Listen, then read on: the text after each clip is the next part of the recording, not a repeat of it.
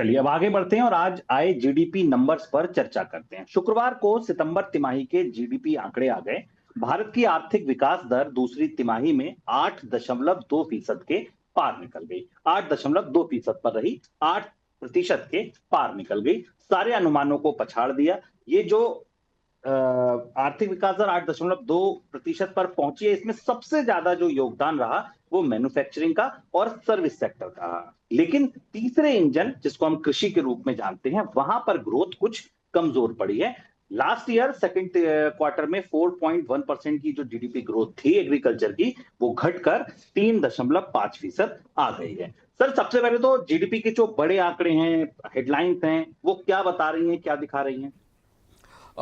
एक एक करके आंकड़ों को खोलते हैं। बड़े आंकड़े अगर आप देखें जो कि नंबर्स में हैं, जो दूसरी तिमाही का रियल जीडीपी है वो 48.63 लाख करोड़ के आसपास है, जो 44-45 लाख करोड़ था।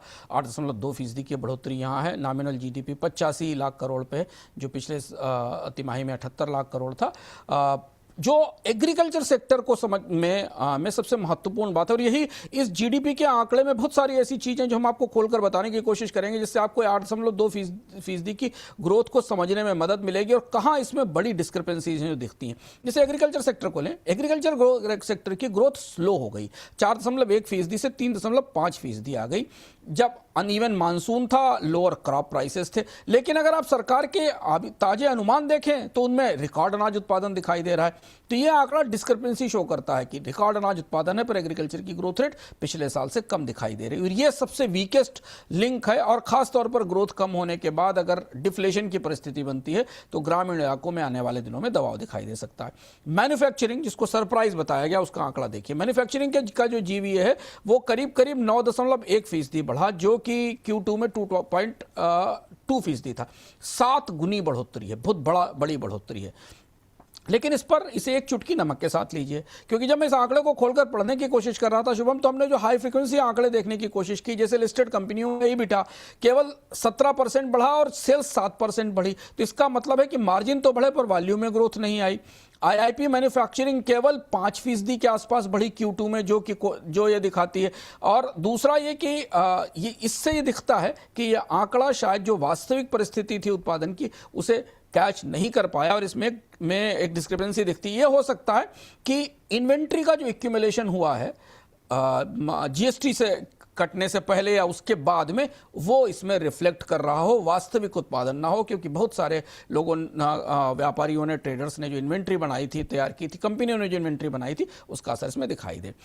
टर्शरी सेक्टर में आए, सर्विसेज सेक्टर में 9.2% की ग्रोथ रेट है। 7.2% पिछले साल थी, उससे ऊपर दिखाई दे रही है। लेकिन सर्विस PMI से जब देखें तो 61% के आसपास दिखता है, ग्रोथ स्लो हो गई है। दूसरा है कि सर्विसेज सेक्टर की ग्रोथ में अगर आप एक और आंकड़े को पिछले साल की तुलना में देखें तो पिछले क्वार्टर की तुलना में हमने इसमें गिरावट देखी है। ये अलग अलग सेक्टर की परिस्थिति है, जिसमें कुछ आंकड़े जरूर सवाल उठाने के लिए बाध्य करते हैं। सर, डिमांड साइड से अगर इसको समझें, जो प्राइवेट कंजम्पशन है या गवर्नमेंट की स्पेंडिंग है, डिमांड के हिसाब से स्थिति कैसी दिखती है इन जीडीपी नंबरों की? बड़ा सरप्राइजिंग नंबर है प्राइवेट कंजम्पशन का। 8% की ग्रोथ है, 6.4% थी। 6 क्वार्टर की सबसे बड़ी ग्रोथ है प्राइवेट कंजम्पशन की, लेकिन इसको भी थोड़ा हजम करना मुश्किल है। अर्बन कंजम्पशन के आंकड़े लगातार अगर FMCG कंपनियों की तरफ से देखें तो उनकी सेल्स की ग्रोथ 3% के आसपास रही, 3 से 4% की दिखाई दे रही। ऑटो की सेल्स मिक्स्ड नहीं है बाजार में। जीएसटी का रेट कट सितंबर में आया, इसने थोड़ा वॉल्यूम को बढ़ाया है, लेकिन रियल ग्रोथ अभी नहीं दिख रही है। इनकम टैक्स कट जो आए थे उनका असर शायद बाद में दिखाई देगा, लेकिन ये जो 8% की ग्रोथ है, इसमें ये जो नीचे की वास्तविक डिमांड है उससे सपोर्ट होती नहीं दिखाई देती।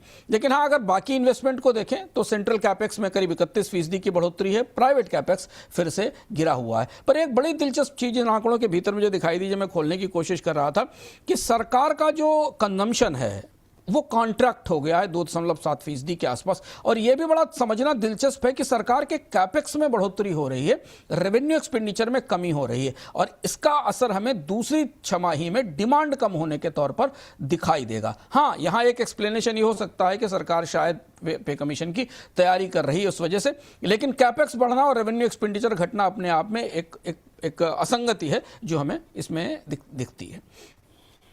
सर इन असंगतियों के बीच फिर ये नंबर कितना तर्कसंगत लगता है आपको, ये 8.2% का?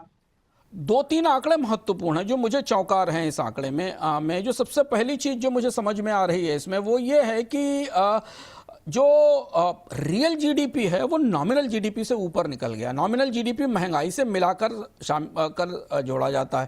तो अगर महंगाई की दर घटी हुई है बराबर, जो कि गिरावट में दिख रही है, तो नॉमिनल जीडीपी की ग्रोथ रेट केवल 8.7% है, रियल जीडीपी की ग्रोथ रेट 8.2% है। तो जीडीपी डिफ्लेटर केवल 50 बेसिस पॉइंट का रह जाता है। अब यहां में समझना जरूरी है कि क्या सरकार के टैक्स रेवेन्यू के आंकड़े भरोसेमंद हैं, क्योंकि अगर नॉमिनल जीडीपी गिर रहा है और दहाई के अंक में तो है ही नहीं, पूरा साल बीतने वाला है तो क्या आने वाले दिनों में सरकार के रेवेन्यू में वो ग्रोथ दिखाई दे पाएगी जो हमें दिखती थी। और इसलिए कुछ नंबर्स जो आए थे जिस पर हमने बोनस पॉइंट में चर्चा भी की थी वो ये बता रहे हैं कि अगर नॉमिनल जीडीपी कमजोर है तो सरकार को उतना रेवेन्यू नहीं मिलेगा।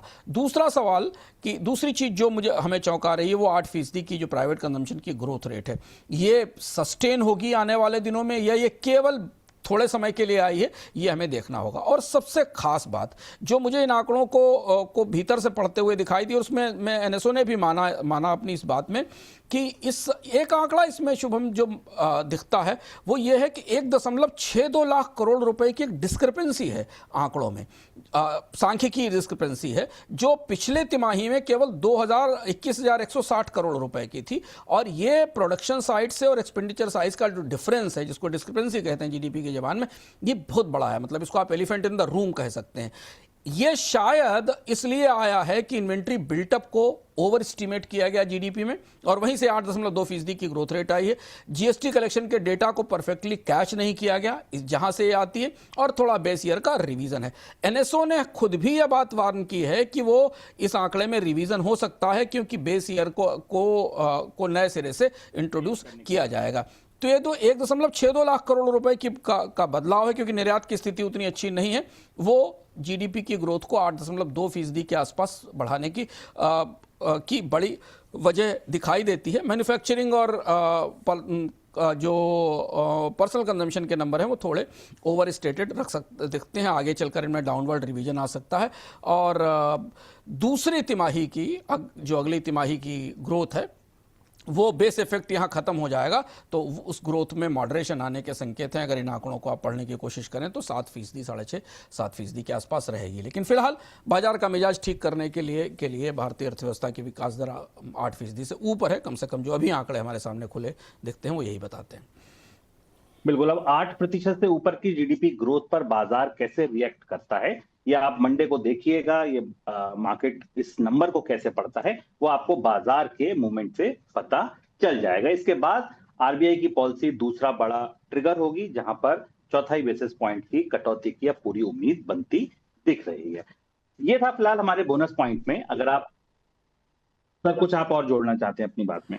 अब आरबीआई की पॉलिसी के संदर्भ में समझना जरूरी है, क्योंकि आरबीआई को ब्याज दरों में कटौती अब क्यों करनी होगी जब भारत की आर्थिक विकास दर 8% से ऊपर निकल गई। तो कर्ज सस्ता करने का लॉजिक क्यों? क्योंकि आरबीआई के अपने आकलन से भी ज्यादा, आरबीआई ने 7.2%, 7% के आसपास का आकलन दिया था। अब यहां से आरबीआई की बैठक बेहद दिलचस्प हो गई है, क्योंकि कर्ज सस्ता करने की जरूरत नहीं। भारत की economic growth rate quarter on quarter भी तेजी से बढ़ रही है, इस साल भी वो ग्रोथ रेट बेहतर रहेगी। तो आरबीआई किसके लिए ब्याज दरों में कमी करेगा, और इस ब्याज दर में कमी का असर रुपए पर क्या होगा? क्या ये केवल सरकार के कर्ज को फाइनेंस करने के लिए की जाएगी? ये देखना जरूरी होगा, क्योंकि इस तिमाही में हमें एक चीज और सरकार के आंकड़ों में दिखती है कि बजट लागू होने के बाद सरकार का खर्च थोड़ा फ्रंट लोड भी किया गया है। तो जो आने वाली दो तिमाहियां हैं उनके लिए या तो कर्ज बढ़ेगा या सरकार अपने खर्च में कटौती करेगी। तो इस रोशनी में आरबीआई की ग्रोथ की पॉलिसी को लेकर हो सकता है ये विचार शुरू हो कि आरबीआई पॉज पर रहेगा,